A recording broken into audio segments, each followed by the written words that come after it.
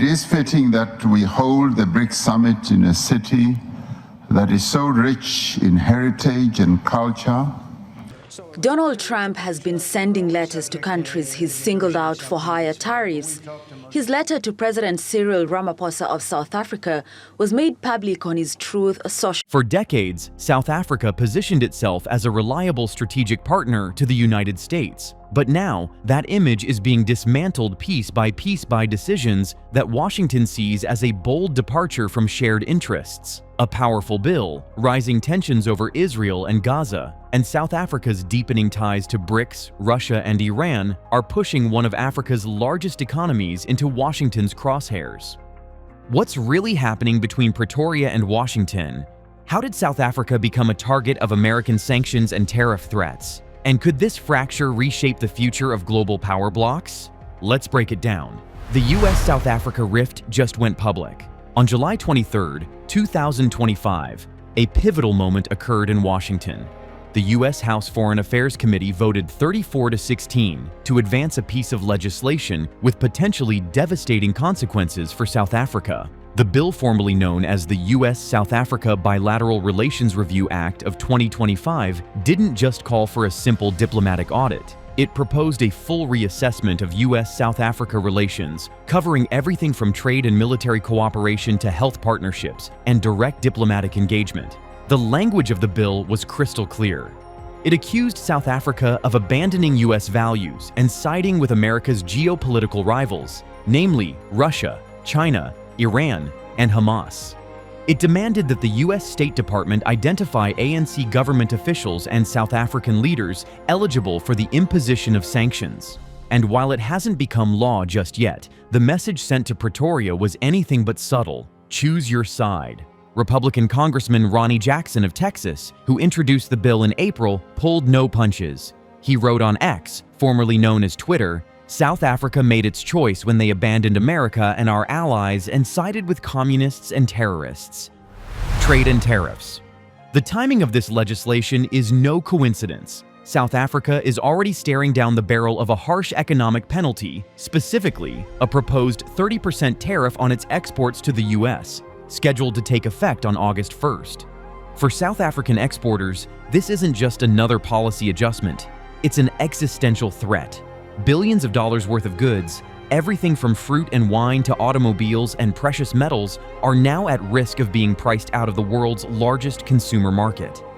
Even more concerning is the looming threat that South Africa could lose its benefits under the African Growth and Opportunity Act, a U.S. trade policy that allows duty-free exports for eligible African nations. Losing AGOA access would be a financial gut punch to many sectors of South Africa's economy. For years, AGOA was a cushion supporting small businesses, promoting development, and keeping South Africa competitive. Stripping that away would collapse profit margins and eliminate thousands of jobs. And the cost? South Africa stands to lose well over $2 billion in annual trade value with the US, the Gaza conflict, and ICJ. But what exactly triggered this dramatic escalation? At the core of Washington's fury is South Africa's outspoken support for the Palestinian cause, and specifically, its decision to take Israel to the International Court of Justice over alleged acts of genocide in Gaza. That move, initiated under President Cyril Ramaphosa's leadership, stunned Western diplomats and deeply infuriated Trump administration officials. In Washington's view, South Africa crossed a red line one that directly challenged U.S. foreign policy in the Middle East. The Biden administration might have reacted cautiously, but the Trump-led Congress didn't hold back. By escalating the issue to the International Court of Justice, Pretoria wasn't just voicing concern, it was formally accusing one of America's closest allies of genocide. For U.S. lawmakers already skeptical of Pretoria's foreign policy direction, this was the final straw. The bill accuses South Africa of undermining U.S. interests and explicitly claims it has provided diplomatic cover to Hamas, an organization the U.S. designates as a terrorist group. Pretoria vehemently denies this, stating its stance is rooted in international law and human rights advocacy, not terrorism. But in a polarized Washington, that distinction is being ignored. Whose side is South Africa on? If the ICJ move sparked the fire, South Africa's growing role in BRICS poured fuel on it. Founded in 2009 as a bloc of major emerging economies, Brazil, Russia, India, China, and South Africa BRICS was always about creating an alternative to Western-led institutions. But in recent years, it's morphed into something more ambitious. It now includes Iran, Egypt, Ethiopia, Indonesia, and the UAE. And this year's BRICS summit in Rio de Janeiro is taking place under the cloud of war, sanctions, and growing East-West division. Iran, a newly inducted BRICS member, is at the center of this latest global drama. Just weeks ago, the US and Israel launched military strikes targeting Iranian nuclear facilities. In response, BRICS issued a statement expressing grave concern and citing violations of international law, but it stopped short of condemning the US or Israel directly. That hesitation revealed the bloc's internal fractures. And yet, the message was loud enough. This is no longer just an economic forum. It's a counterweight to Western power. For the US, South Africa's role in BRICS, especially its alignment with Iran, China, and Russia, is more than symbolic. It's strategic defiance. Pretoria has hosted Russian naval vessels, participated in joint military drills, and doubled down on BRICS commitments, all while Washington warned of consequences. The Trump administration now seems determined to deliver those consequences through sanctions, tariffs, and legislative pressure. Iran and Israel, South Africa's alignment with Iran, at least on the diplomatic stage, has added even more volatility to this geopolitical storm. While Pretoria hasn't engaged in military support or arms trading with Tehran, its solidarity with Iran within BRICS and the ICJ proceedings has pushed it even further from Washington's favor. Iran, for its part, is using the BRICS summit in Rio as a lifeline. Isolated in the Middle East and battered by 12 days of war, Tehran is eager to showcase global support, and South Africa's legal challenge against Israel adds credibility to its cause.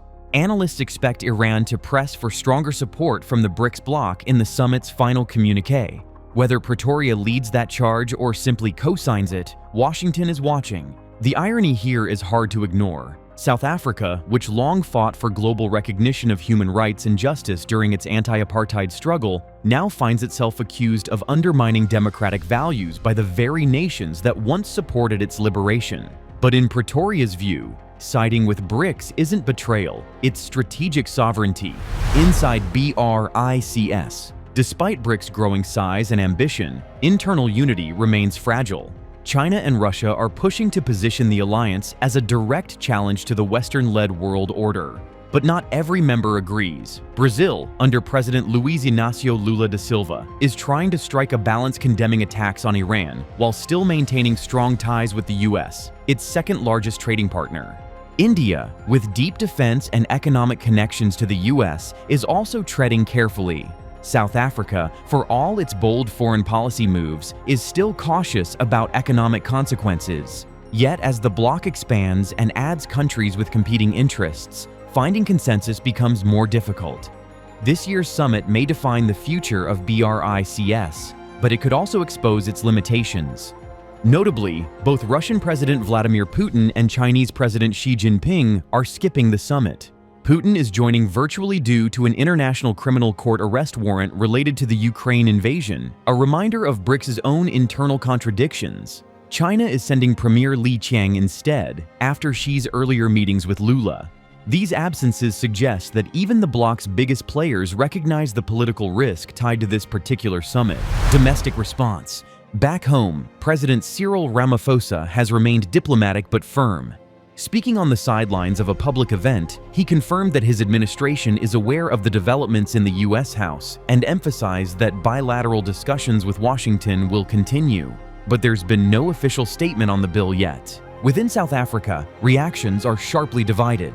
Social media is awash with national pride, anger toward US hypocrisy, and growing concern about the economic impact. Many believe Pretoria's stance on Palestine is the real issue and accuse Washington of punishing South Africa for not towing the line. Meanwhile, AfriForum, a powerful Afrikaner lobby group, has welcomed the bill. They claim to support only targeted sanctions against corrupt ANC officials and argue that such measures won't harm ordinary South Africans or the economy. But economists aren't so sure. With $2 billion in trade at stake and the 30% tariff deadline looming, the economic fallout could be massive.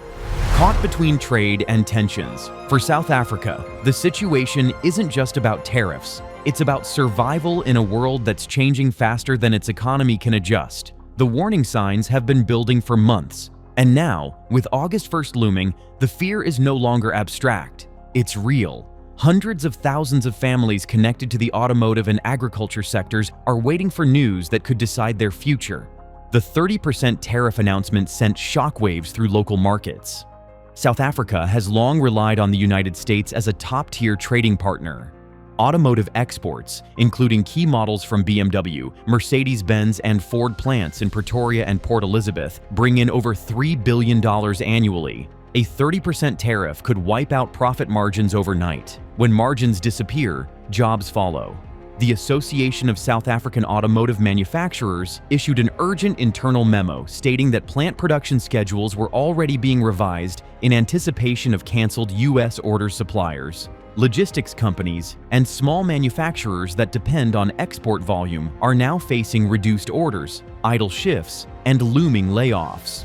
One industry analyst noted that even a 2-month delay in this trade deal could cause ripple effects into Q1 of next year. A shifting political wind in Washington. Why is the U.S. turning up the heat now? That's the million-dollar question in Pretoria. Some point to President Trump's renewed campaign message: tough on trade, tougher on rivals.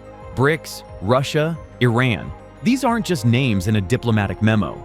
In the new Washington playbook, they are the lines being drawn in a global economic battle. Aligning with any of them could be seen as disloyalty. And South Africa, in the eyes of some Washington lawmakers, may have crossed that line. Earlier this year, Ramaphosa attended several high-level BRICS discussions, and officials from Iran met quietly with South African trade representatives. Though South Africa insists it's pursuing a multi-aligned foreign policy, U.S. trade hawks see something different: a key African ally slipping into the orbit of America's geopolitical competitors. A senior congressional aide told Bloomberg on Background, AGOA was built to reward countries that align with U.S. values and trade interests. If South Africa is cozying up to nations we're sanctioning, we need to rethink the entire deal. That's the kind of rhetoric that has Pretoria worried. This isn't just about tariffs anymore, it's about perception. And in global trade, perception often moves faster than reality.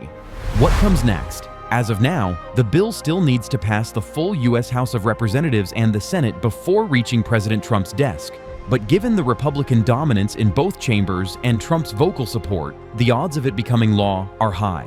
If that happens, the impact won't just be felt in South African ports or the Johannesburg Stock Exchange. It will reverberate across Africa, the BRICS bloc, and the broader global South. The message is clear: aligning too closely with U.S. rivals will come at a cost, and South Africa is about to find out how steep that cost can be.